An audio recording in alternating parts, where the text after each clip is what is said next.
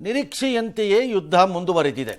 ಅಮೆರಿಕದ ಅಧ್ಯಕ್ಷ Donald J Trump ನಿನ್ನೆ ಒಂದು ರೀತಿ ಇದ್ದಕ್ಕಿದ್ದಂತೆ ಅವರೇ ಬ್ಯಾಲಿಸ್ಟಿಕ್ ಮಿಸೈಲ್ ಥರ ಆಡ್ತಾ ಇದ್ರು.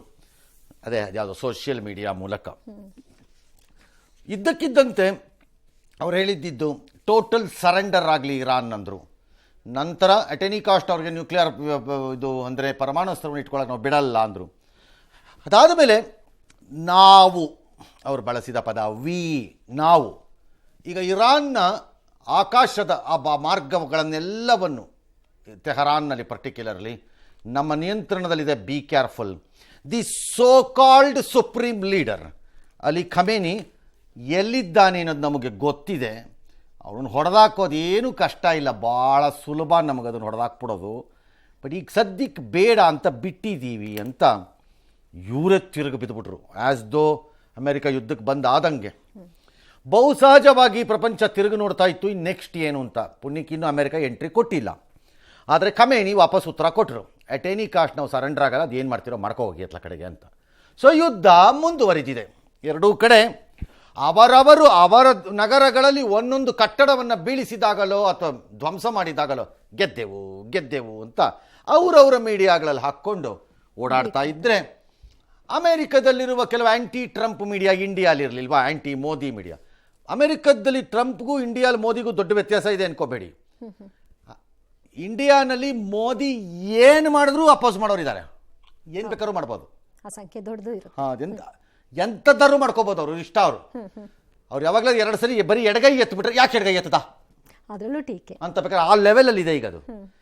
ಸೇಮ್ ಅಮೆರಿಕಾನಲ್ಲಿ ಡೊನಾಲ್ಡ್ ಟ್ರಂಪ್ ಏನು ಮಾಡಿದ್ರು ವಿರೋಧ ಮಾಡೋರಿದ್ದಾರೆ ಈಗ ಅಲ್ಲಿ.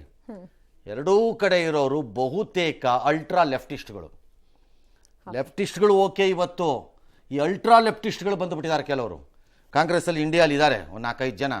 3 ಓಟ್ ಅವ್ರ ಮನೆ ಪಕ್ಕದ ಮನೆದು ತೊಗೊಳಕ್ಕೆ ಬರದೇ ಇರೋ ತಾಕತ್ತಿಲ್ಲದೆ ಇದ್ದವ್ರುಗಳೆಲ್ಲ ಲೀಡರ್ಗಳು ಇವತ್ತಲ್ಲಿ. ಬಿಜೆಪಿಲೂ ಇದಾರಂತ ಅವ್ರು ಬಿಡಿ, ಏನು ಬರ ಇಲ್ಲ. ಹಾಗಾಗಿ ಇವರಿಬ್ಬರಿಗೂ ಒಂದೇ ಮೀಡಿಯಾನಲ್ಲಿ ಈಗ ಲಬಲಬ ಅಂತಿದ್ದಾರೆ.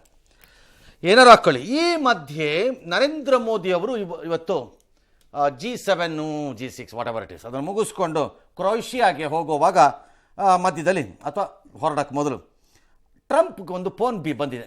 ಆ ಫೋನ್ನ ರಿಸೀವ್ ಮಾಡ್ಕೊಂಡಿದ್ದಾರೆ. ಆಗ ಹೇಳಿದಾರಂತೆ ಮೋದಿ, ಪಾಕಿಸ್ತಾನ ಮಂಡಿ ಊರ್ಕೊಂಡು ಬಂದಿದ್ದಕ್ಕೆ ಕದನ ವಿರಾಮ ಆಯ್ತೆ ಹೊರತು ನಿಮ್ಮ ಮಧ್ಯಸ್ಥಿಕೆಯಿಂದ ಅಲ್ಲ. ಸುಮ್ಮನೆ ನಾನು ಮಧ್ಯಸ್ಥಿಕೆ ಮಾಡಿದೆ ಅಂತೇಳಿ ಗೋಜಲೆ ಬಸ್ಬೇಡಿ. 2 ನ್ಯೂಕ್ಲಿಯರ್ ಪವರ್ ದೇಶಗಳ ಯುದ್ಧೋನ್ಮಾದ ಶಮನಕ್ಕೆ ನಾನು ಮಧ್ಯಸ್ಥಿಕೆ ವಹಿಸಿದ್ದೆ. ವ್ಯಾಪಾರನೆಲ್ಲ ಯೂಸ್ ಮಾಡ್ಕೊಂಬಿಟ್ಟೆ ಅಸ್ತ್ರದ ಥರ ಡೀಲಲ್ಲಿ ಅಂತ ಬರೀ deal master also the reel master ಬಿಟ್ರು ಇನ್ನೊಂದು ಇರಲಿ ಅಂತ. ಆಗಿರಲಿಲ್ಲ. ಟ್ರಂಪ್ಗೆ ನೇರವಾಗಿ ಮೋದಿ ಹೇಳಿದ್ರಂತೆ, ನಥಿಂಗ್ ಡೂಯಿಂಗ್, ಸಾಧ್ಯ ಇಲ್ಲ ಅದೆಲ್ಲ, ಹಂಗೆಲ್ಲ ಹೇಳಕ್ಕೆ ಹೋಗಬೇಡಿ ಅಂತ. ಒಂದು 35 ನಿಮಿಷ ಮಾತಾಡಿದ್ರಂತೆ. ಈ ಮಧ್ಯಸ್ಥಿಕೆ ಎಲ್ಲ ಸಾರ ಕೇಳಾಕಿದ್ರಂತೆ ಅಂತ ವಿದೇಶಾಂಗ ಸಚಿವರು ಕಾರ್ಯದರ್ಶಿ ಹೇಳ್ತಾ ಇದ್ದಾರೆ, ವಿಕ್ರಮ್ ಮಿಸ್ತ್ರಿ. ಪಾಲ್ಗಾಮ್ ದಾಳಿನ ಪ್ರಸ್ತಾಪ ಮಾಡಿ ಇದನ್ನೆಲ್ಲ ಹೇಳಿದ್ರು. ಇನ್ನು ಆಪರೇಷನ್ ಸಿಂಧೂರದ ವಿಚಾರದಲ್ಲಿ ಅವರು ಕೇಳ್ಕೊಂಡ್ರಂತೆ ಕೆಲವು ಡೀಟೇಲ್ ಏನೇನೋ ಇವರು ಹೇಳಿದಾರಂತೆ. ಏನು ಹೇಳಿದ್ರಂತೆ ಮೋದಿಯವರು ಅಂತೆ ನಮಗೆ ಗೊತ್ತಿಲ್ವಲ್ಲ. ಆಗಲೇ ಕಾಂಗ್ರೆಸ್ ಕೇಳಾಯ್ತು. ಎಲ್ಲಿ ದಾಖಲೆ ಇಲ್ಲಿ, ದಾಖಲೆ ಕಮಾನ್ ಇದು ಸರ್, ಇದು ಕ್ಯಾಸೆಟ್ಟಲ್ಲಿ ಹೌದಾ, ಕೊಡ್ರಿ ಇಲ್ಲಿ ಕ್ಯಾಸೆಟ್ ಹಾಕ, ಇದು ಬೋಗಸಿದೆಯೇ ಇದು. ಯಾವಾಗ ಒಬ್ಬ ಕಚಡ ಕಂತ್ರಿ ರಾಜಕಾರಣಿ ಕಾಂಗ್ರೆಸ್ನವನು, ಅವನಿಗೆ ಭಾಳ ಕೋಪ ಬಂದಿತ್ತು ಅವನ ಮೇಲೆ. ಅವತ್ತು ನಾನೇ ಅಧಿಕಾರದಲ್ಲಿ ಇದ್ದಿದ್ರೆ ಅವನನ್ನು ಇನ್ನು ಜೀವನ ಪೂರ್ತಿ ಆಚೆ ಬರ್ದಿರಂಗೆ ಮಾಡೋ ಒಳಗೆ ಹಾಕಿಸ್ಬಿಡ್ತಿದ್ದೆ ಅದರ ಕೇಸ್ಗಳಲ್ಲಿ. ಅವನನ್ನು ಅಪೋಸ್ ಮಾಡೋದು ಬೇರೆ. ಆಪರೇಷನ್ ಸಿಂಧೂರಲ್ಲಾಗಿರೋ ನಮ್ಮ ಸೇನಾ ಕಾರ್ಯಾಚರಣೆನ ವಿಡಿಯೋ ಗೇಮ್ ಅಂತ ಕರೆದ್ನಲ್ಲ, ಅವ್ನು ನಾಲಿಗೆ ಕತ್ತರಿಸ್ಬೇಕಿತ್ತಾ ಇಲ್ವಾ? ಆ ಪದ ಬಳಸೋದಕ್ಕೆ. ಹಾಗಾಗಿ ಇವತ್ತು ಕೇಳಾಗಿದೆ ಕಾಂಗ್ರೆಸ್. ಅದೇ 2 ಕಾಲು ಓಟ್ ಗಿರಾಕಿಗಳು. ಕಾಂಗ್ರೆಸ್ಸಲ್ಲಿ ರಾಹುಲ್ ಗಾಂಧಿನ ಮೆಚ್ಚಿಸಲಿಕ್ಕೆ ಒಂದು 8-10 ಜನ ಸುತ್ತಲೂ ಸೇರಿದಂಗಿದೆ. ಹೇಗೆ ಮೂಲ ಕಾಂಗ್ರೆಸ್ಸಿಗರು ಮತ್ತು ಕಾಂಗ್ರೆಸ್ಸನ್ನು ನಿಜವಾಗಿ ಕಟ್ಟುವ ಕಷ್ಟಪಡೋದು ಅದನ್ನು ಹೆಂಗೆ ಸಹಿಸ್ಕೋತಿದ್ದಾರೋ ಅರ್ಥ ಆಗ್ತಿಲ್ಲ ನನಗೆ. ಇದೇ ಥರದವರೇ ಇಂದಿರಾ ಗಾಂಧಿನ ಹಾಲ್ಡ್ ಮಾಡಿದ್ದಿದ್ದು, ಇದಕ್ಕೆ ಅಪ್ಪನಂತವ್ರೇನೆ ರಾಜೀವ್ ಗಾಂಧಿನ ಹಾಲ್ಡ್ ಮಾಡಿದ್ದಿದ್ದು, ಮಾಡಿದ್ದಿದ್ದು ಎಲ್ಲರೂ. ಈಗಲೂ ಅಂಥವರೇ ಸೇರ್ಕೊಂಡಿದ್ದಾರೆ ವಾಪಸ್ಸು. ಏನೋ ಮೋದಿ ಹೇಳಿದ್ರಂತೆ ಅಂತೆ. ಈಗ ಏನು ಹೇಳ್ತಾ ಇದ್ದೀನಿ, ಜಮ್ಮು ಮತ್ತು ಕಾಶ್ಮೀರ ವಿಚಾರದಲ್ಲಿ ಭಾರತ ಎಂದಿಗೂ ತನ್ನ 3ನೇ ಶಕ್ತಿಯ ಮಧ್ಯಸ್ಥಿಕೆಯನ್ನು ಕೇಳಲ್ಲ, ನಮಗೆ ಬೇಕಾಗೂ ಇಲ್ಲ ಅಂದ್ರಂತೆ, ಹೇಳಿದಾರಂತೆ. ಭಯೋತ್ಪಾದನೆ ವಿರುದ್ಧ ಕ್ರಮದ ಬಗ್ಗೆ ಇಡೀ ಜಗತ್ತಿಗೆ ನಾನು ನನ್ನ ಸರ್ವಪಕ್ಷಗಳ ನಿಯೋಗವನ್ನು ಕಳಿಸ್ಕೊಟ್ಟಿದ್ದೀನಿ, ಹೇಳ ಬಂದಿದ್ದಾರೆ. ಈ ವಿಚಾರದಲ್ಲಿ ನಮ್ಮ ದೇಶದಲ್ಲಿರೋ ಎಲ್ಲ ಪಕ್ಷಗಳು ಒಂದೇ. ನಾವು ಒಳಗಡೆ ಏನು ಬೇಕಾದ್ರೂ ಇರ್ಬೋದು, ದಟ್ಸ್ ಎಕ್ಸಾಕ್ಟ್ಲಿ ಕರೆಕ್ಟ್. ಅದು ದೇಶದ ವಿಷಯದಲ್ಲಿ ಒಳಗಡೆ ಏನಾದ್ರು ಇದ್ಕೊಳ್ಳಿ, ಹೊರಗಡೆ ಅಲ್ಲ. ರಾಹುಲ್ ಗಾಂಧಿ ಅರ್ಥ ಮಾಡ್ಕೋಬೇಕು. ಪಾಕ್ ಗುಂಡಿನ ದಾಳಿಗೆ ಭಾರತ ಗುಂಡಿನಿಂದಾನೇ ಉತ್ತರ ಕೊಡುತ್ತೆ. ಆಪರೇಷನ್ ಸಿಂಧೂರ ಸೇನಾ ಕಾರ್ಯಾಚರಣೆ ಇನ್ನೂ ಪೂರ್ಣಗೊಂಡಿಲ್ಲ. ಪಾಸ್ ಅಲ್ಲಿ ಇಟ್ಕೊಂಡಿದ್ದೀವಿ ವಿಡಿಯೋನ ಅಂತ ಹೇಳ್ತೀರಿ. ಮತ್ತೆ ಪ್ಲೇ ಮಾಡ್ತೀವಿ ಇನ್ನೊಂದ್ಸರಿ ಹೆಚ್ಚು ಕಡಿಮೆ ಮಾತಾಡಿದ್ರೆ. ವ್ಯಾಪಾರ ಒಪ್ಪಂದಕ್ಕಾಗಲಿ ಅದರ ಜೊತೆ ಕದನ ವಿರಾಮಕ್ಕಾಗಲಿ ನಾವು ಅಮೆರಿಕದ ಮಧ್ಯಸ್ಥಿಕೆಯನ್ನು ಕೇಳಿಲ್ಲ ಅನ್ನೋದು ನೆನಪಿಟ್ಕೊಳ್ಳಿ. ಮತ್ತು ಈ ವಿಚಾರದಲ್ಲಿ ನಾವು ಯಾವ ಚರ್ಚೆನೂ ನಿಮ್ಮ ಜೊತೆ ಮಾಡಿಲ್ಲ. ಅವ್ರು ನಮ್ಮನ್ನು ಕೇಳಿದ್ರು ಫೋನ್ ಮಾಡಿ ರಿಕ್ವೆಸ್ಟ್ ಮಾಡಿ ನಾನು ಆಯಿತು ಅಂತ ಒಪ್ಕೊಂಡಿದ್ದೀನಿ. ಬಿಕಾಸ್ ಇದು ಯುದ್ಧದ ಸಮಯ ಅಲ್ಲ ಅನ್ನೋದು ನನ್ನದೇ ನಿರ್ಧಾರ ಆಗಿರೋದ್ರಿಂದ ಏನು ಪಡಕೊಂಡು. ಮತ್ತು ನಾವು ಮಾಡಿರುವ ಎಲ್ಲ ದಾಳಿಗಳು ಅವರ ಮಿಲಿಟರಿ ಸ್ಥಾವರಗಳ ಮೇಲೆ ಇದೆ, ಹೌದು, ನಾಗರಿಕ ನೆಲೆ ಅಲ್ಲ, ನಾಗರಿಕ ನೆಲೆಗಳಲ್ಲ. ನಮ್ಮ ಪ್ರತಿಕ್ರಿಯೆ ಏನಿತ್ತು ಅಂದರೆ ಅವರಿಗೆ ಪಾಠ ಕಲಿಸಲೆಂದು ಮತ್ತು ತೂಕವಾದಂತಹ ಪ್ರತಿಕ್ರಿಯೆ ಅದು. It's A very measured one ಅಂತ ಹೇಳಿದಾರಂತೆ. ಈಗ ಕೋರಿದಕ್ಕೆ ಒಪ್ಪಿದ್ದೀವಿ ಅಂತ ಹೇಳಿದ್ದಾರೆ ಅಂತ ಸುದ್ದಿ. ಸೊ ಅದಕ್ಕೆ ಸಾಹೇಬ್ರು ಆ ಕಡೆಯಿಂದ ಏನೋ ಬಿಟ್ಟವ್ರಂತೆ ಇನ್ನೊಂದು ರೈಲನ್ನು, ಈಗ ಹೊಸ ರೈಲ್ ಇದು. ಇದು ಹೆಂಗೆ ಅಂತಂದರೆ ಯುದ್ಧ ಇದೆಯಲ್ಲ ಪಾಕಿಸ್ತಾನದ ಇಂಡಿಯಾದ, ಅದು ಯುದ್ಧ ಅಲ್ಲ, ಸಿಂಧೂರು ನಡೀತಲ್ಲ. ನಾನು ಪಾಕಿಸ್ತಾನ ಕಡೆಯಿಂದ ನಾನು ನಿಲ್ಲಿಸ್ಬಿಟ್ಟೆ, ಮೋದಿ ಅವ್ರ ಕಡೆಯಿಂದ ನಿಲ್ಲಿಸ್ಕೊಂಬಿಟ್ರು ಆ ಕಡೆ. ಅದು ಹೆಂಗೆ ಸರ್? ಅದು ಹೆಂಗಾಗತ್ತೆ ಸರ್? ಅವ್ರವ್ರ ಕಡೆಯಲ್ಲಿ ಅವ್ರವ್ರು ಮಾಡ್ಕೊಂಡ್ರು ಅನ್ನೋದು. ಇವತ್ತು ಇರಾನ್ ಯುದ್ಧವನ್ನು ಬಹು ಜನ ಚರ್ಚೆ ಮಾಡ್ತಾನೇ ಇಲ್ಲ. ಸರಿ, ಇರಾನ್ ಮತ್ತು ಇಸ್ರೇಲ್ದು ಬಹಳ ಜನ ಚರ್ಚೆನೇ ಮಾಡ್ತಿಲ್ಲ. ರಷ್ಯಾ ಮತ್ತು ಉಕ್ರೇನ್ ಯುದ್ಧ ವಿಚಾರವನ್ನು ಬಹಳ ಜನ ಚರ್ಚೆನೇ ಮಾಡ್ತಿದ್ದಾರೆ, ಮಾಡ್ತಾ ಇಲ್ಲ. ಇಸ್ರೇಲ್ ಗಾಜಾದನ್ನು ಯಾರು ಚರ್ಚೆ ಮಾಡೋಕ್ಕೆ ಹೋಗ್ತಿಲ್ಲ, ಅಥವಾ ಇಂಡಿಯಾ ಪಾಕಿಸ್ತಾನದನ್ನು ಚರ್ಚೆನೇ ಮಾಡೋಕ್ಕೆ ಹೋಗ್ತಿಲ್ಲ ಯಾರು. ಎಲ್ಲರೂ ಇವತ್ತು ಚರ್ಚೆ ಮಾಡ್ತಿರೋದು ಪ್ರಪಂಚದಲ್ಲಿ ಲೀಡರ್ಗಳು ಮತ್ತು ಆಯಾ ದೇಶದ ಜನರು. ಏನು ಅಂತಂದರೆ ಈ ಟ್ರಂಪ್ ಅನ್ನೋ ಗಿರಾಕಿ ಹಿಂಗೆ ಯಾಕೆ ಆಡ್ತಾನೆ, ಕ್ಷಣಕ್ಕೊಂದು ರೀತಿ ಚೇಂಜ್ ಯಾಕೆ ಆಡ್ತಾನೆ party.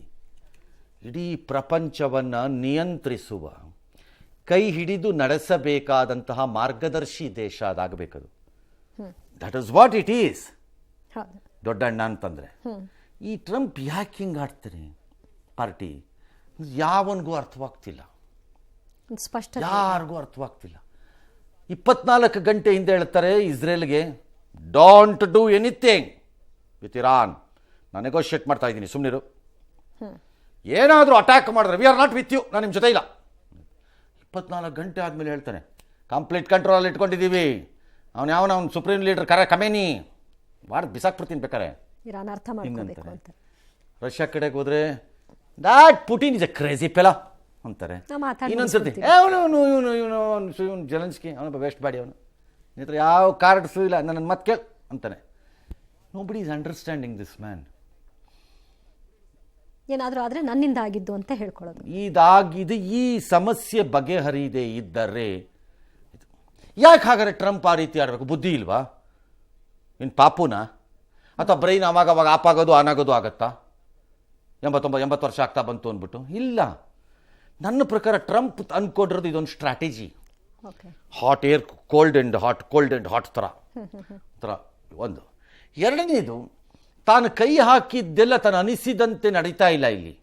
24 hours that war should not have happened at all, I will close it ಮಾಡ್ತೀನಿ ಅಂತಾರೆ. ಆಗಲ್ಲ ಅಂತ ಗೊತ್ತಾಗಿದೆ. ಸೊ ಡೆಸ್ಪರೇಷನ್ ಇಸ್ ಸೆಟ್ಟಿಂಗ್ ಇನ್. 4ನೇದು, ಅಮೆರಿಕದ ಸಾರ್ವಭೌಮತೆಯನ್ನು ಮತ್ತು ಪ್ರಚಂಡ ನಾಯಕತ್ವದ ಭಯ ಮತ್ತು ಇದನ್ನು ದೇಶಗಳಿಗೆ ಕೇರೆ ಮಾಡ್ತಿಲ್ಲ, ಇಗ್ನೋರ್ ಮಾಡೋಕ್ಕೆ ಸ್ಟಾರ್ಟ್ ಮಾಡಿಬಿಟ್ಟಿದ್ದಾರೆ. ಹಾಗಾಗಿ as A country it is becoming weekend ನನ್ನ ಪ್ರಕಾರದಲ್ಲಿ ಈ ಥರದಲ್ಲಿಂದಾಗಿ. ಹಾಗಾಗಿ ಬಹುಶಃ ಏನೇನು ನಡೀಬೋದು ಎಲ್ಲ ನಡ್ಕೊಂಡು ಹೋಗ್ತಾ ಇದೆ ಅದರ ಪಾಡ್ಗದು. ಎಸ್ ಅಲ್ಲ ಸರ್, ಇರಾನ್ ವಿಷಯದಲ್ಲಿ 2ರಲ್ಲಿ 1 ಆಗಬೇಕು ಅನ್ನೋ ಥರ ಕಡ್ಡಿ ತುಂಡಾದ ಹಾಗೆ ಮಾತಾಡ್ತಾರೆ ಟ್ರಂಪ್. ಈ ಕಡೆಗೆ ಪಾಕಿಸ್ತಾನದ ಕಡೆಯಿಂದ ನಾನು ಯುದ್ಧ ನಿಲ್ಲಿಸ್ತೆ ಅಂತಾರೆ. ಆ ದ್ವಂದ್ವ ನಿಲುವು ಏನು ತೋರಿಸುತ್ತೆ ಸರ್? ಏನಿಲ್ಲ, ಗೋಜಲು ತನ್ನ ಅನುಕೂಲಕ್ಕೆ ತಕ್ಕಂತೆ. ಅಮೆರಿಕಾದ ಮೊದಲಿನಿಂದ ನಿಲುವು ಇಷ್ಟೇ, ಜಾಮೂನು ನಾನು ತಿಂದರೆ ಅದು ಸಕ್ಕರೆ ಕಾಯಿಲೆ ಬರಲ್ಲ, ಓಕೆ, ಅವನು ತಿಂದರೆ ಸಕ್ಕರೆ ಕಾಯಿಲೆ ಬರುತ್ತೆ. ಸಿಹಿ ಎರಡೂ ಒಂದೇನೆ ಇವ್ರದ್ದು ವಾದ. ಅವ್ರಿಗೆ ಇಷ್ಟ ಬಂದಂಗೆ ಅವ್ರು ಹೆಣೀತಾರೆ ತಮ್ಮ ರಾಜಶಾಸ್ತ್ರವನ್ನು. It's a selfish country. ತನಗೆ ಏನು ಬೇಕೋ ಅದನ್ನು ಮಾಡಿಸ್ಕೊಳತ್ತೆ. ಮಾಡಿಸ್ಕೊಂಡ ಮೇಲೆ ನಂಬುದವ್ರನ್ನ ಜೊತೆಲಿಟ್ಕೊಂಡು ಗೆಳೆತನವನ್ನು ಉಳಿಸ್ಕೊಂಡಿರೋದು ಭಾಳ ಭಾಳ ಭಾಳ ಭಾಳ ಭಾಳ ಕಡಿಮೆ, ಇಲ್ಲವೇ ಇಲ್ಲ ಅಂದ್ಬಿಡ್ಬೋದು. ಕೈ ಎತ್ತೋ ಗಿರಾಕಿ ಅದು. Why should anybody trust that country? ಕೆನಡಾಗಿಂತ ಅದಕ್ಕೆ ಪಾರ್ಟ್ನರ್ಶಿಪ್ ಇನ್ನೊಂದು ಬೇಕಿಲ್ಲ. ಎಸ್, ಈ ಕಡೆ ಮೆಕ್ಸಿಕೋನಾದರೂ ಪರವಾಗಿಲ್ಲ, ಬಿಡೋಣಪ್ಪ. ಈ ಕಡೆ ಕೆನಡಾ ತಗೊಳ್ಳೋಣ ಸಾಕು. France is a long time World War II in the friend, British friends. ಯುರೋಪೇ ಲೆಕ್ಕ ಹಿಡಿದ್ರೆ ಎಲ್ಲ ಕಡೆಯಿಂದ ತನಗೆ ಕೆಲಸ ಮುಗಿದ್ಮೇಲೆ ಮುಗೀತು ಅಮೆರಿಕದ ಕತೆ. ಸ್ವಾರ್ಥಿ ಏನದ್ರಲ್ಲಿ ಅನುಮಾನ ಇಲ್ಲ. ಹಾಗಾಗಿ ಈ ಗೋಜಲಲ್ಲಿ ಇವಾಗ ಇದ್ದಾರೆ. ಒಂದು ಕಡೆ ಅವ್ರಿಗೆ ಬೇಕು, ಒಂದು ಕಡೆ ಅವ್ರಿಗೆ ಬೇಡ. ನಮ್ಮಲ್ಲಿ ಪರಮಾಣುಗಳನ್ನು ಶೇಖರಿಸಿಟ್ಟಿರಬಹುದಾದ ಬೆಟ್ಟ, ಈಗ ಏನಿಲ್ಲಿ ಫಾರ್ಡೂನಲ್ಲಿ ಹೇಳ್ತಿದ್ದಾರೆ ಇರಾನ್ನಲ್ಲಿ, ಅದೇ ಥರ ಇಲ್ಲಿ ಪಾಕಿಸ್ತಾನದವ್ರು ಇಟ್ಟಿದ್ದ ಜಾಗಕ್ಕೆ ನಮ್ಮವ್ರು ಹೋಗಿ ಆ ಎಂಟ್ರೆನ್ಸ್ ಬಾಗಿಲೇನಿದೆ ಆ ಬಾಗಿಲಿಗೆ ಹಾಕಿದ್ರು ನಮ್ಮಲ್ಲಿ. ಅದು ನಮ್ಮಲ್ಲಿ ಡಮ್ಮನ್ನು ಸಿಡಿತಲೇ ಇರಲಿಲ್ಲ, ಅದರಲ್ಲಿ ಬರೀ ಡಡ್ ಅದು. ಎಸ್, ಅಂದರೆ ಇಲ್ಲಿ ಹೊಡಿತೀವಿ ನೋಡ್ತಾ ಇರಿ, ಹೆಚ್ಚಿಗೆ ಮಾತಾಡಿದ್ರೆ ಅಂತಂದು ಹೇಳಕ್ಕೆ ಮಾಡಿದ್ರಷ್ಟೇ. ಅದಕ್ಕೆ ಪರಮಾಣು ವಿಕಿರಣ ಆಗೋಗಿದೆಯಂತೆ. 66,834 ಜನ ಆಗಲೇ ಆಸ್ಪತ್ರೆ ಸೇರಿಬಿಟ್ಟಿದಾರಂತೆ. ಏನು ಬಿಡ್ತಾ ಇದ್ರು ರೈಲ್ಗಳು. ಈಗ ಏನು ಹೇಳ್ತೀರಿ, ಡೈರೆಕ್ಟಾಗಿ ಹೊಡಿತಿದ್ದಾರೆ ಒಬ್ರಿಗೊಬ್ರು, ಗುರಿಯಾಗಿ ನಿರ್ದಿಷ್ಟ ಸ್ಥಳಗಳಿಗೆ ಹೊಡಿತಾ ಇದ್ದಾರೆ. ಹೀಗಾಗಿ ಎಲ್ಲ ಅವ್ರವ್ರ ಅನುಕೂಲ. ಸೊ ಪಾಠ ಏನು ನಮಗೆ? ನಮ್ಮ ಬುಡಾನ ನಾವು ಭದ್ರ ಮಾಡ್ಕೋಬೇಕು, ನಮ್ಮ ಕೋಟೆನ ನಾವು ಕಟ್ಕೋಬೇಕು. ಏನು ಮಾಡ್ತೀಯ ಮಾಡ್ಕೋ ಹೋಗಲ್ಲ ಅನ್ನೋ ಲೆವೆಲಲ್ಲಿ ಇರಬೇಕು ಅಂತ ದೇಶವಾಗಿ. ಇಲ್ಲದೆ ಇದ್ರೆ ಬಗ್ಗಿಸ್ತಾರೆ. ಎಸ್, ಪಾಕ್ ಸೇನಾ ಮುಖ್ಯಸ್ಥ ಮುನೇರ್ ಜೊತೆಗಿನ ಟ್ರಂಪ್ ಸಭೆಗೆ ಮುನ್ನವೇ ದೂರವಾಣಿ ಮೂಲಕವಾಗಿ ಮೋದಿಯವರು ಮಾತನಾಡಿದರು. ಭಯೋತ್ಪಾದನೆಯನ್ನು ಬೆಂಬಲಿಸುವ ದೇಶವನ್ನು ಪರಿಣಾಮಗಳನ್ನು ಎದುರಿಸಬೇಕಾಗುತ್ತೆ ಅಂತ ಸ್ಪಷ್ಟವಾಗಿ ಹೇಳಿದರು. ಈ ವೇಳೆ ಕೆನಡಾ ಪ್ರವಾಸದ ಬಳಿಕ ಅಮೆರಿಕಕ್ಕೆ ಭೇಟಿ ನೀಡುವಂತೆ ಟ್ರಂಪ್ ಆಹ್ವಾನ ಕೊಟ್ಟಿದ್ದಾರೆ. ಆದರೆ ನಯವಾಗಿ ಮೋದಿಯವರು ತಿರಸ್ಕಾರ ಮಾಡಿದ್ದಾರೆ. ಈ ವರ್ಷದ ಕೊನೆಯಲ್ಲಿ ಕ್ವಾಡ್ ಶೃಂಗಸಭೆಗೆ ಬರುವಂತೆ ಮೋದಿ ಟ್ರಂಪ್ ಬರಲಿ ಇಲ್ದಿರಿಲ್ಲ ಪಾರ್ಟಿ ಬರೆದಿದ್ರೆ ಒಳ್ಳೇದು. ಸುಮ್ಮನೆ ಬಂದು ಕಿತಾಪತಿ ಮಾಡಿ ಇಲ್ಲಿ ಏನೇನೋ ಹೇಳಿ ಮತ್ತೆ ಗೋಜಲೆಪ್ಸಿ ಬಂದಂತ ಅವನಿಗೆ ಬೇಕಪ್ಪ. ಮೋದಿಯವ್ರಿಗೆ ಯಾರು ಹೇಳ್ಬೇಕು, ಕ್ವಾಡ್ ಮೀಟಿಂಗಿನ ಬೇರೆ ಎಲ್ಲರೂ ಮಾಡೋಕ್ಕಾಗಲ್ವಾ ಅಂತ, ಎಲ್ಲ ಮಾಡ್ಕೊಳ್ಳಿ ಅತ್ತ ಕಡೆಗೆ ಅಂತ. ಎರಡನೇದು ಇವ್ರನ್ನ ಕರೆದು ಇವ್ರೇನಕ್ಕೆ ಹೋಗ್ಬೇಕು? ಈಗಿನ ಹೋಗಿದ್ರಲ್ಲ, 3 ತಿಂಗಳಿಂದ ಹೋಗಿದ್ರು, ಗ್ರೇಟ್ ಎಸ್ಕೇಪಲ್ಲಿ ಬಂದವ್ರೆ ವಾಪಸ್ಸು. ಹೌದು. ಇನ್ನು ಮುಂದಕ್ಕೆ ಲೀಡ್ರ್ಗಳು ಯಾರು ಅಮೆರಿಕಕ್ಕೆ ಹೋದರೆ ಮಾತಾಡಿಸಿ, ಪಾರ್ಟಿನ ಒಳಗಡೆ ಮೀಟಿಂಗ್ ಮಾಡಿ, ಆ ಓವಲ್ ಆಫೀಸಲ್ಲಿ ಟಿ ವಿನವ್ರ ಮುಂದೆ ಬಂದು 2 ಕುರ್ಚಿಲಿ ಕೂತ್ಕೊಂಡು ಪಕ್ಕ ಅದನ್ನು ಮಾತ್ರ ಮಾಡೋಕ್ಕೋಗ್ಬಿಡಿ. ಗಿರಾಕಿ ಯಾರ ಮೇಲೆ ಯಾವಾಗ ಟರ್ನ್ ಆಗ್ಬಿಡ್ತಾರೋ ಹೇಳಕ್ ಬರಲ್ಲ. What mister Modi nothing. This fellow did not listen to me. What is ಮುಖ ತಿರುಗಿಸ್ಕೊಂಡು ಇಲ್ಲೆಲ್ಲ ಹೇಳಬಹುದು, ಇಂಡಿಯನ್ ಆಗತ್ತೆ. ಸುಮ್ಮನೆ ಅದಕ್ಕೆ ಅವಮಾನ ಮಾಡಿಸ್ಕೊಳಕ್ಕೆ ಯಾಕಪ್ಪ ಹೋಗ್ಬೇಕು ಅಲ್ಲಿಗೆ? ಬೇಡ ಅಂತ ಹೋಗೋದೇ ಬೇಕಿಲ್ಲ. ಮುನೇರಿಗೆ ಆಮಂತ್ರಣನೇ ಕೊಟ್ಟಿಲ್ಲ ಅಂತಾರೆ ಸರ್. ಇಲ್ಲಿ ನೋಡಿದ್ರೆ ಕ್ಯಾಬಿನೆಟ್ ರೂಮ್ನಲ್ಲಿ ಔತಣ ಕೂಟವನ್ನು ಕೊಟ್ಟಿದ್ದಾರೆ. ಔತಣ ಕೂಟನ ಕೊಡೋದುವೆ ಮತ್ತೆ ಅದೇನೆ, ಹೋಗೋಣ ಅಲ್ಲಿಗೆ. ಅದರಲ್ಲೇ ಇದೆ ಸರ್. ಆಸಿಮ್ ಮುನೀರ್ಗೆ ವೈಟ್ ಹೌಸ್ನ ಕ್ಯಾಬಿನೆಟ್ನಲ್ಲಿ ಅವರು ಔತಣ ಕೂಟ ಕೊಟ್ಟಿದ್ದಾರೆ. ಕೊಡ್ಲಿ, ತಪ್ಪೇನು ಸರ್. ಅವ್ರಿಗೆ ನಾವು ಇನ್ವೈಟೇ ಮಾಡಿರಲಿಲ್ಲ ಅಂತ ನೆನ್ನೆ ಹೇಳಿದರು. ಅಲ್ಲಿ ಆರ್ಮಿ ಡೇ ಪೆರೇಡ್ ಡೇಗೆ ಮಾಡಿರಲಿಲ್ಲ ಅಂತಾರೆ, ವೈಟ್ ಹೌಸ್ಗೆ ಕರೆದಿರಲಿಲ್ಲ ಅಂತ ಅವ್ರೇನು ಹೇಳಿರಲಿಲ್ವಲ್ಲ. ಕೊಡ್ಲಿ, ಏನೀಗ ಮೀಟ್ ಮಾಡಲೇಬಾರ್ದು ಅಂತ ಎಲ್ಲಿದೆ? ನಾನೆಲ್ಲ ನೋಡಿದೆ ಇಂಡಿಯಾನಲ್ಲಿ ಕೆಲವರು ಪ್ರತಿಕ್ರಿಯೆಗಳು. ಏನಕ್ಕೆ ಕರೆದ? ಅವ್ನು ಯಾರನ್ನು ಕರಿಬೇಕು ಅಂತ ಹೇಳಕ್ಕೆ ನಮಗೇನು ದರ್ದು ಬಿದ್ದಿದೆ ಇಲ್ಲಿ? ಎರಡನೇದು ನಾವು ಯಾರು ಅದನ್ನು ಹೇಳಕ್ಕೆ? ಕ್ಯಾಬಿನೆಟ್ ರೂಮಲ್ಲಿ ಕೊಟ್ಟಿರೋದು ಇದೆ ಮೊದಲು. ಒಳ್ಳೆ ಕಥೆ ಆಯ್ತು, ಅವ್ರ ಮನೆಯಲ್ಲೇ ಕೊಟ್ಕೊಳ್ಳಿ ಬಿಡ್ರಿ. ನಿಮ್ಗೇನು ಹೋಗ್ಬೇಕು? ನಿಮ್ಗೇನ್ರಿ? ನೀವು ಅನ್ನ ಬೇಯಿಸ್ಬಿಟ್ಟು ಹಾಕಿದ್ದೀರಾ ಅಥವಾ ಏನು ಪಾತ್ರೆ ತೊಳೆದ್ಬಿಟ್ಟು ಬರ್ಬೇಕಾ ನೀವೆಲ್ಲ ಹೋಗ್ಬಿಟ್ಟಲ್ಲಿ ವೈಟ್ ಹೌಸಲ್ಲಿ ಅವ್ನು ಊಟ ಮಾಡಿದ್ಮೇಲೆ? ಮತ್ತು ನಮಗೇನು ಹೋಗ್ಬೇಕು? ಕರ್ಕೊಳ್ಳಿ, ಅವನು ಇಷ್ಟ, ಅವ್ನ ದೇಶಕ್ಕೆ ಅವ್ನು ಯಾರನ್ನು ಬೇಕೋ ಕರ್ಕೋತಾರೆ. ನಾಳೆ ನಿಮಗೆ ಯಾರನ್ನು ಬೇಕೋ ನೀವು ಕರ್ಕೊಳ್ಳಿ. ನೀವು ಹಂಗಾರೆ ಪ್ರೈಮ್ ಮಿನಿಸ್ಟರ್ ಹೋಗ್ಬಿಟ್ಟು ಪುಟಿನ ಮೀಟ್ ಮಾಡ್ಕೊಂಡು ಬರಲಿಲ್ವಾ? ಮತ್ತೆ ಅದೇಂಗಾಗತ್ತೆ? ಕರ್ಕೊಳ್ಳಿ. ಬಟ್ ಏನಕ್ಕೆ ಕರಿತಿದ್ದಾರೆ ಅದನ್ನು ಇಂಡಿಯಾ ಅರ್ಥ ಮಾಡ್ಕೋಬೇಕು. ಈ ಕಚ್ಚಡ ರಾಜಕಾರಣಿಗಳ ಥರ ಅಲ್ಲ, ನಮ್ಮ ದೇಶದ ರಾಜಕಾರಣಿಗಳಿದಾರಲ್ಲ, ಅರೇಬಿಯನ್ದ ರಾಜಕಾರಣಿಗಳ ಥರ ಅಲ್ಲ. ಇದು ಫಾರಿನ್ ಅಫೇರ್ಸು ಅರ್ಥ ಆಗಲ್ಲ, ಈ ಕಡೆ ಫಿಸಿಕ್ಸು ಅರ್ಥ ಆಗಲ್ಲ, ಮ್ಯಾಥಮೆಟಿಕ್ಸು ಅರ್ಥ ಆಗಲ್ಲ, ಈ ಕಡೆ ಸೋಷಿಯಲ್ ಸೈನ್ಸು ಅರ್ಥ ಆಗಲ್ಲ. ಅರ್ಥ ಆಗೋದು ಒಂದೇ, ಬರೀ ಬುರುಡ ಬಿಡೋದು ಅಷ್ಟೇ.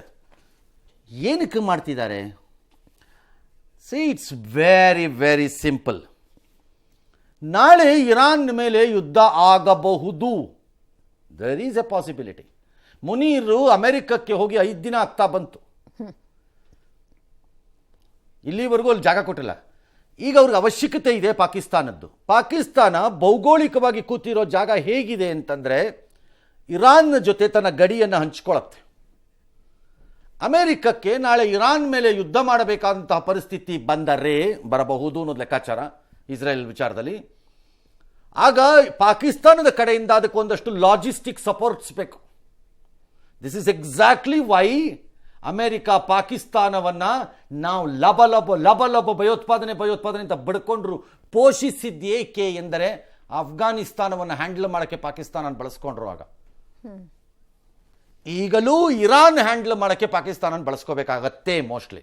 ಅದಕ್ಕೆ ಬೇಕಾಗಿದ್ದ ಕೆಲವು ಏರ್ ಬೇಸನ್ನು ಬಳಸ್ಬೇಕಾಗಿ ಬರ್ಬೋದು, ಏರ್ ಅಸೆಟ್ಸನ್ನು ಬಳಸಬೇಕಾಗಿ ಬರ್ಬೋದು, ಇಂಟೆಲಿಜೆನ್ಸನ್ನು ಯೂಸ್ ಮಾಡ್ಕೋಬೇಕಾಗಿ ಬರಬಹುದು. ಪಾಕಿಸ್ತಾನದ ಕಡೆಯಿಂದ ISI ಇಂಟೆಲಿಜೆನ್ಸನ್ನು ಯೂಸ್ ಮಾಡ್ಕೊಳ್ಬೇಕಾಗಿ ಬರಬಹುದು.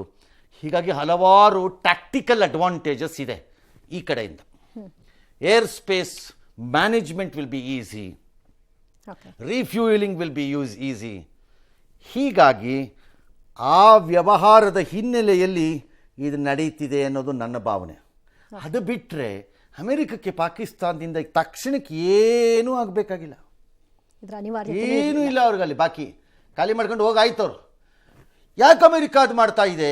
ಪಾಕಿಸ್ತಾನ ಬಿಟ್ಟು ಬೇರೆ ಗತಿ ಇಲ್ವಾ ಅಂದರೆ ಇದೆ. ಆ್ಯಕ್ಚುಲಿ ಅಫ್ಘಾನಿಸ್ತಾನಲ್ಲಿ ಬಾಗ್ರಾಮ್ ಏರ್ ಬೇಸ್ ಇನ್ನೂ ಇದೆ. ಅಮೆರಿಕ ಖಾಲಿ ಮಾಡಿದೆಯೇ ಹೊರತು ಅದನ್ನು, ನಿಮಗೆಲ್ಲ ನೆನಪಿದೆಯಲ್ಲ, ಬೈಡನ್ ಇದ್ದಾಗ ವಿಮಾನ ಹೊರಟು ಟೈರ್ನೆಲ್ಲ ತಬ್ಬಿಡ್ಕೊಂಡು ಜನ ಹಾರಿ ಮೇಲಿಂದೆಲ್ಲ ಬಿದ್ದು ಎಲ್ಲ ಸತ್ರಲ್ಲ. That's from Bagram airport, one of the largest air bases of America ಅಫ್ಘಾನಿಸ್ತಾನಲ್ಲಿ ಇಗೋದು. ಅದು ಇವ್ರ ನಿಯಂತ್ರಣದಲ್ಲಿದೆ. ಬಟ್ ಅದನ್ನು ಬಳಸೋಕ್ಕೆ ತಾಲಿಬಾನ್ ಪರ್ಮಿಷನ್ ಕೊಡಬೇಕಲ್ಲಿ, ಇಲ್ಲ ಅದು ಇನ್ನೊಂದು ಗಲಾಟೆ ಆಗುತ್ತೆ. ಹಾಗಾಗಿ ಅಲ್ಲಿ ಬಾಗ್ರಾಮ್ ಏರ್ ಬೇಸ್ ಇದ್ದಿದ್ರೆ ಅವ್ರು ತಲೆನೇ ಕೆಡಿಸ್ಕೊತಿರಲಿಲ್ಲ ಪಾಕಿಸ್ತಾನದ್ದು. ಹಾಗಾಗಿ ಪ್ರಾಬಬಲಿ ಅಮೆರಿಕನ್ಸ್ ಎಂದಿನಂತೆ ತಮ್ಮ ಬೇಳೆ ಬೇಯಿಸ್ಕೊಳ್ಳೋಕ್ಕೆ ಯಾರ್ಯಾರಿದ್ದಾರೋ ಎಲ್ಲರನ್ನೂ ಕರ್ಕೊಂಡು ಹೋಗ್ತಿದ್ದಾರೆ.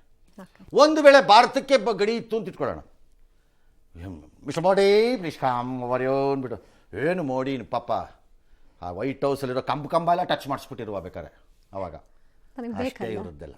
ಓಕೆ, ಕ್ಯಾನ್ ಪಾಕಿಸ್ತಾನ ಇದನ್ನು ಅರಗಿಸ್ಕೋಬೋದಾ? ಇಲ್ಲ, ಆಗಲ್ಲ ಅರಗಿಸ್ಕೊಳ್ಳೋಕ್ಕೆ ಮೋಸ್ಟ್ಲಿ ಈ ಬಾರಿ.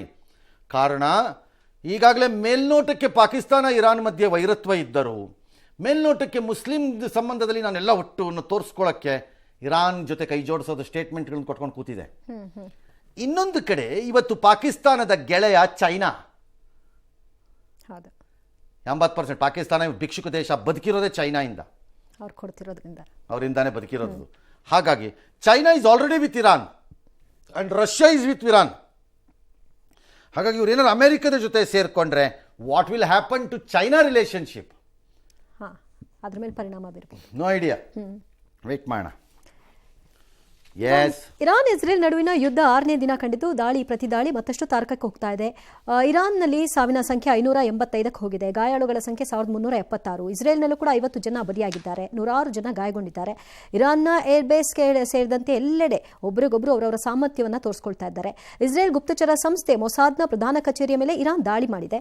ಹೇಳಿಕೆ ಬೆನ್ನಲ್ಲೇ ಖಮೇನಿ ಅಡಗಿರುವಂತಹ ಬಂಕರ್ ಎನ್ನಲಾದಂತಹ ಲಾವಿಜನ್ ಪ್ರದೇಶದ ಮೇಲೆ ಇಸ್ರೇಲ್ ದಾಳಿ ಮಾಡಿದೆ. ಆಲ್ ರೈಟ್, ಒಬ್ಬರ ಮೇಲೆ ಒಬ್ಬರು ದಾಳಿ ಮಾಡ್ತಾರೆ. ಇವ್ರದ್ದು 3 ಬಿಲ್ಡಿಂಗ್ ಬೀಳುತ್ತೆ, ಅವ್ರದ್ದು 6 ಬಿಲ್ಡಿಂಗ್ ಬೀಳುತ್ತೆ, ಇವ್ರದ್ದು 4 ಬೀಳುತ್ತೆ, ಅವ್ರದ್ದು 2 ಬೀಳುತ್ತೆ. ಯಾಕಂದರೆ ಇವಾಗ ನೇರ ಯುದ್ಧ ಇಲ್ಲ, ಇದು ಕಾಂಟ್ಯಾಕ್ಟ್ಲೆಸ್ ಯುದ್ಧ. ನಿಂತಲೇ ಯುದ್ಧ ಇದು. ಹಾಗಾಗಿ ಅದು ಏನು ಬೇಕಾದ್ರೂ ಆಗ್ಬೋದು. ಈ ಮಧ್ಯೆ ರಷ್ಯಾನೇನೋ ಕೇಳಿದೆ, ಇರಾನು ಒಂದಷ್ಟು ಶಸ್ತ್ರಾಸ್ತ್ರಗಳ ಸರಬರಾಜು ರಷ್ಯಾ ಆಗಲ್ಲ ಅಂತ ಹೇಳಿದ್ದಾರೆ ಅಂತ ಸುದ್ದಿ. I doubt it.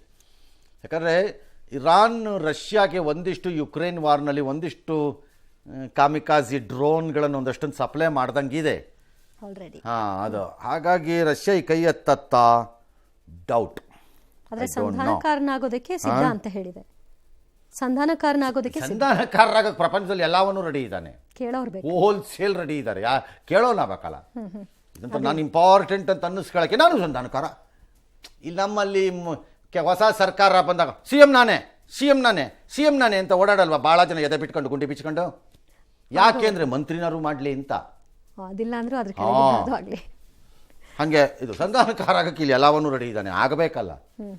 ಎಸ್, ಆಮೇಲೆ ಆಗತ್ತೆ, ಏನೋ ಒಂದು ಆಗತ್ತೆ, ನೋಡೋಣ ಅದು ಏನಾಗುತ್ತೆ ಅಂತ. ಇಬ್ಬರು ಫೈಟಿಂಗಲ್ಲಿ ಇದ್ದಾರೆ.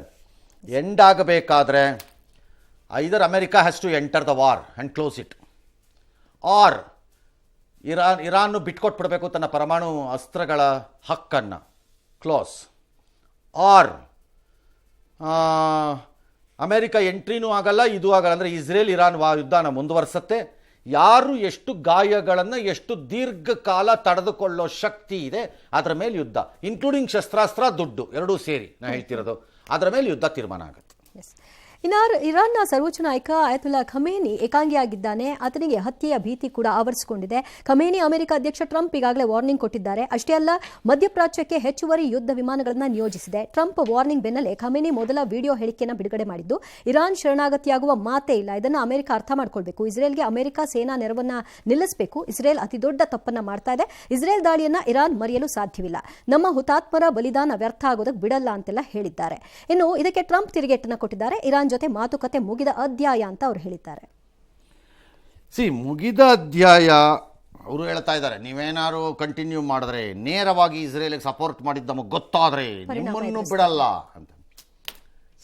Iran is not in a position to dictate. Resist ಮಾಡೋ ಪೊಸಿಷನ್ನಲ್ಲಿ ಇರ್ಬೋದು, ಪ್ರತಿರೋಧವನ್ನು ತೋರಿಸುವುದು ಬೇರೆ, ಆದರೆ ಹೇಗೆ ನಡಿಬೇಕು ಅಂತ ಆದೇಶ ಕೊಡುವುದು ಬೇರೆ, ಎರಡು ಬೇರೆ ಬೇರೆ. ಪ್ರತಿರೋಧ ತೋರಿಸುವ ಸ್ಟೇಜಲ್ಲಿದೆ. ಲೈಕ್ ನನ್ನ ಹತ್ರ ಫತಾ ಮಿಸೈಲ್ 1, 2 ಎಲ್ಲ ಇದೆ, ಅದು ಹೈಪರ್ಸಾನಿಕ್ಕು, ಸೂಪರ್ಸಾನಿಕ್කුಗಳು, ಅದು ಯಾರಿಗೂ ಸಿಕ್ಕಿದಂಗೆ ಜಿಂಗಿ ಅಂತ ಕಳಿಸ್ಬಿಟ್ರೆ ಎಲ್ಲರಿಗೂ ಹೊಡೆದಾಕ್ಬಿಡ್ತೀನಿ ನಾನು. ಎಲ್ಲ ನಡೆಯಲ್ಲ. ಇವೆಲ್ಲ ಇವಾಗ ಆ ಯುದ್ಧಗಳು ಮುಗಿದೋಗಿದೆ. ಇರಾನು ಇರಾಕು ಯುದ್ಧ ಮಾಡ್ದಂಗೆ ಒಬ್ರಿಗೊಬ್ರು ಟ್ಯಾಂಕ್ಗಳನ್ನು ಓಡಿಸ್ಕೊಂಡು ಆ ಕಡೆ ಈ ಕಡೆ ಈ ಕಡೆಯಿಂದ ಡಮ್ ಡಮ್ ಅವೆಲ್ಲ ಹೋಯ್ತು. ಹಳೇ ಕಾಲದ ಪೌರಾಣಿಕ ಡ್ರಾಮಾಗಳು.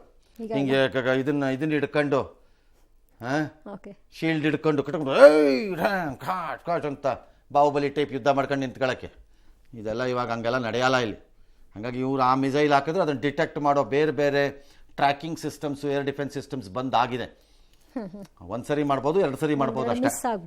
ಯಾರೋ ಬಡಪಾಯಿ ದೇಶಗಳು ಪಾಪ ಅನುಭವಿಸ್ಬೇಕಷ್ಟೇ, ಸಣ್ಣ ಪುಟ್ಟ ದೇಶಗಳಾದ್ರೆ ಅನುಭವಿಸ್ತಾರೆ. ಹಾಗಾಗಿ ಐ ಡೋಂಟ್ ಬಿಲೀವ್ ಇಟ್. ಮುಗಿದ ಅಧ್ಯಾಯ ಅಂತ ಅಮೆರಿಕ ಹೇಳೋದಾದ್ರೆ ದೆನ್ ಇಟ್ ಶುಡ್ ಎಂಟರ್ ಆಗಿ ಬಂಕರ್ ಬ್ಲಾಸ್ಟ್ ಮಾಡೋಂತಹ ಹೆವಿ ವೆಪನ್ಸ್ನ ತರಬೇಕು. ತಂದ ಒಡೆದ ನಟಾಂಜಲ್ಲಿ ಮತ್ತು ಇನ್ನೆಲ್ಲೆಲ್ಲಿದೆಯೋ ಗೊತ್ತಿಲ್ಲ, ಅದೆಲ್ಲ ಒಡೆದ ಅತ್ಲ ಕಡೆಗೆ ಕ್ಲೋಸ್ ಮಾಡ್ದ, ಎದ್ದಪ್ಪ ಮೇಲೆ. ಯಾಕೆ ಬೇಕು ಇಷ್ಟೊಂದು ಕಾಟ ನಮಗೆ? ಬರೀ ಹೇಳಿಕೆಯಲ್ಲೇ ಆಯ್ತು.